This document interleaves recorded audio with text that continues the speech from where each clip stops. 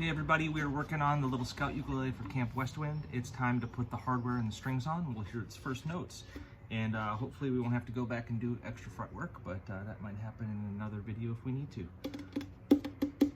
So let's get to it. So to start with, I'm gonna put the strap buttons on. The first one I'm just gonna put in the heel of the uke right here.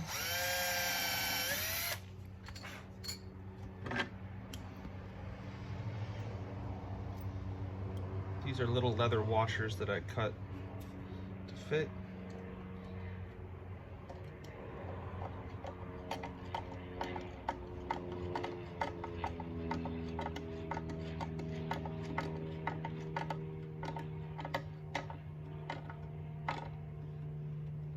Got it. And for the other one, I need to put it in the vise over here, so I'll have to move the camera.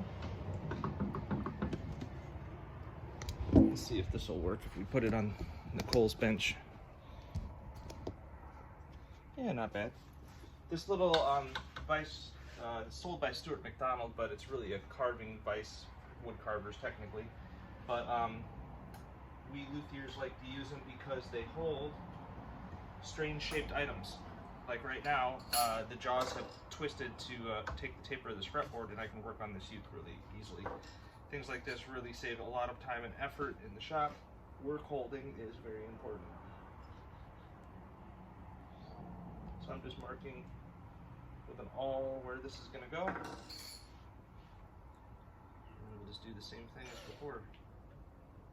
Don't go off center. There we go. Yeah, and on the Scout ukes, I just use two little brass end pins like this. I like it better than, or sorry, strap buttons technically.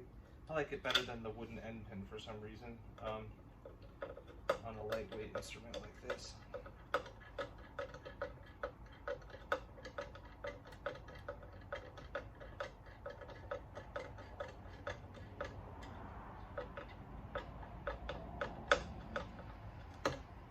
Okay. Let's bring this back.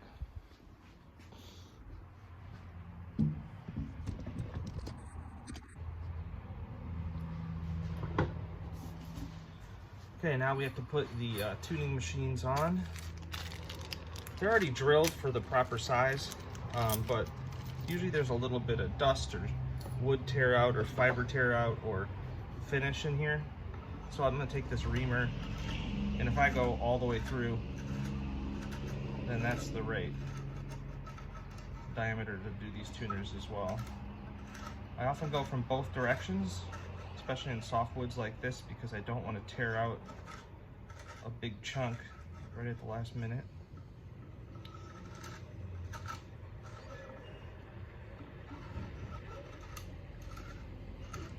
I'm going to be installing Goto UTPL tuners, the gold finish with black buttons. That's what I mainly use.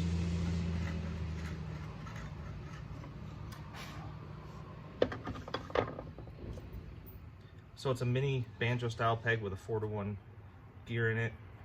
It's old style, old school looking. I really like these. They match my kind of banjo aesthetic. They're pretty light. They're maybe a touch heavy for an instrument of this size, but I'm not willing to put out non-geared tuners on an instrument really. I want people to be able to use these. And also, the other ones that could be smaller that are available, I've got problems with. Whether it's their performance, the consistency of manufacturing, or their aesthetics. You guys know I don't really go for space age. These are made in Japan. I like them. So I have a special nut driver that's just for these.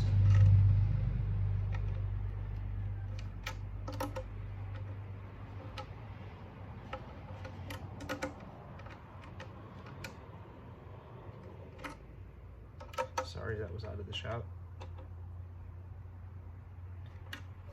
And then usually have to tighten the screw in the back by a half turn or so, just before we even get started.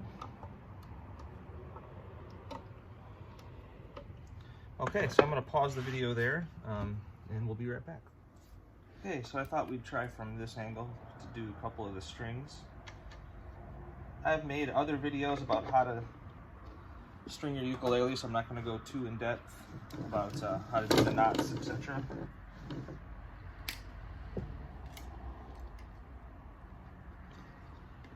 I'm using fluorocarbon strings that I get in bulk rolls from the Worth company. I use the gauges, with some tweaking, the gauges that Gordon at Miyamoe decided upon several years ago. I do a few less gauges than we used to, a few less varied sets than we used to, but it's close to that same design, that same approach.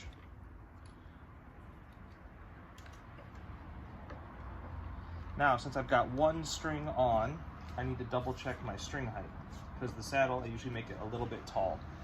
I actually have to get in this drawer right here, sorry about that. I'm planning better for that. Get these two items out.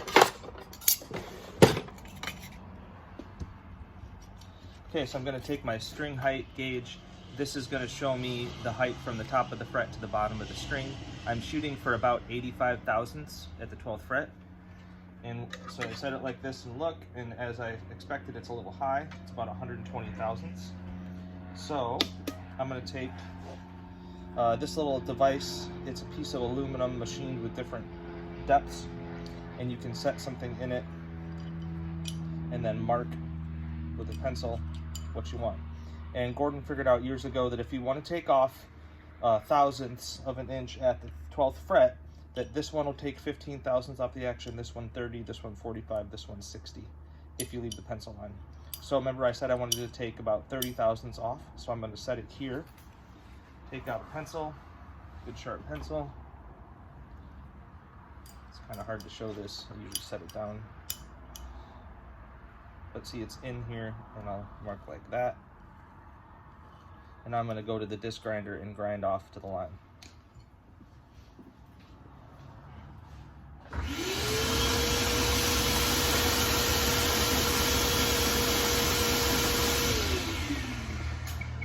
Leaving the line. Oh, Henry's coming out. Hey, what's up? I need to get something. Okay. I'm making a video over here, but you can come in.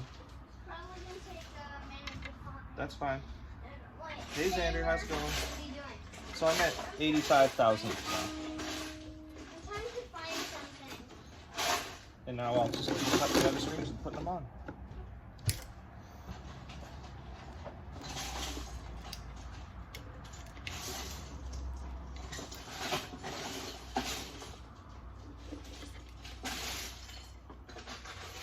So for the stringing, I'll go through the hole, and then I'll wrap once above the hole, and now once below. I've got a whole video on this if you ever want to go back and look. And now I'm going to tuck this underneath again, and it's going to lock everything in. Henry, why don't you just take the whole bin inside instead of digging around? I'm trying to make a video. Okay. Just take the whole bin. But it's gonna be too heavy. Well, maybe Xander can help you carry it. I'll carry it. Oh, here it. It's not heavy at all.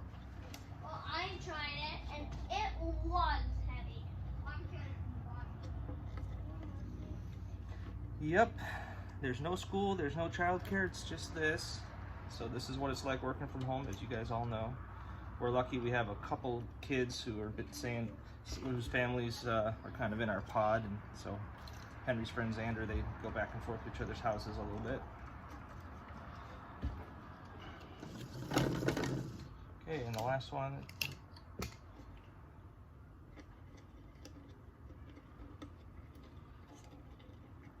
Whenever I go to festivals, I usually bring a little toolbox and some strings and strap buttons and stuff, and people usually ask for help with their ukes, and a lot of people only change their strings every year at festivals when they see me, and I'll change them for them, because I can change a set of strings, you know, less than 5-6 minutes. For them it takes an hour, and I don't mind the extra cash.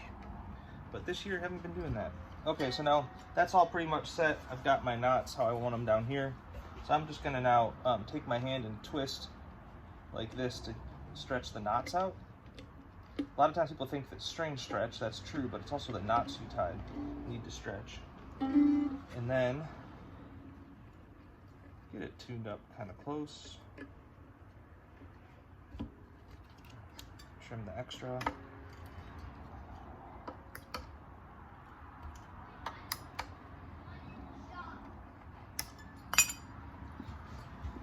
There's one in here. I know it.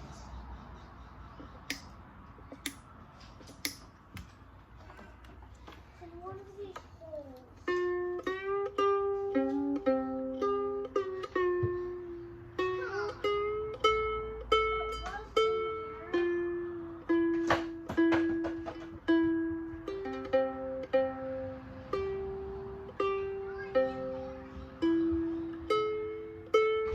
Henry loves playing Legos, and you're always looking for that perfect piece, aren't we?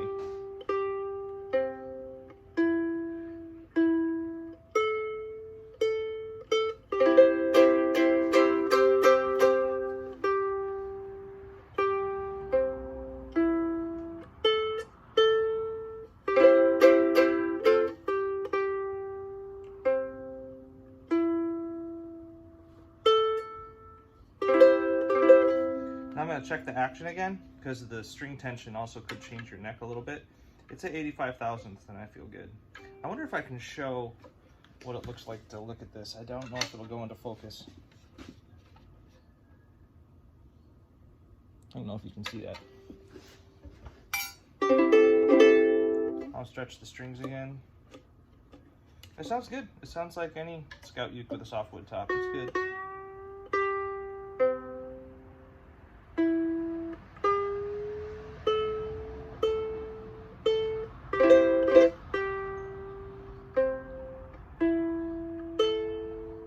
Now my next task is going to be to check for any other buzzing.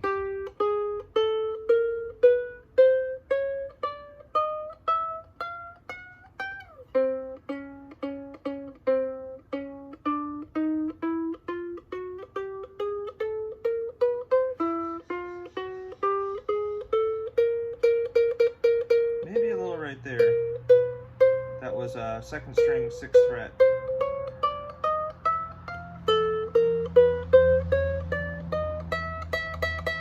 Same place, 1st string. So I had 1st string, 6th and 7th fret, 2nd string, 6th and 7th fret. Sounds like I had a little buzzy note, so I'm going to tackle that next before we hand this to Nicole and do some more quality checks. Cheers.